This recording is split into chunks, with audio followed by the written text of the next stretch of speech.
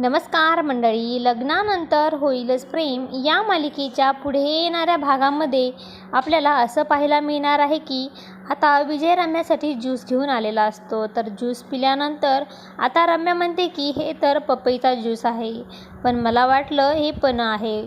तर विजय म्हणतो की हाच तर माझा प्लॅन आहे. जसं तुला वाटलं की हा पपईचा ज्यूस नसून पण आहे, तसंच दुसऱ्यालाही वाटू शकतं ना. म्हणजेच जरासा निष्काळजीपणा आणि खूप मोठ्या संकटाला आव्हान. तर आता नंदिनीसुद्धा ही खूप मोठी चूक करणार आहे.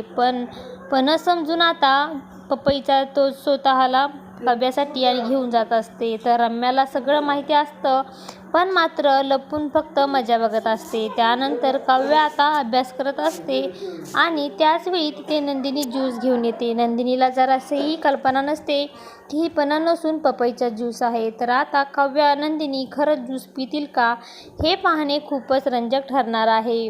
अशाच मालिकेचे नवनवीन अपडेट पाहण्यासाठी आपल्या चॅनलला लाईक करा, शेअर करा आणि सबस्क्राईब करायला विसरू नका. धन्यवाद.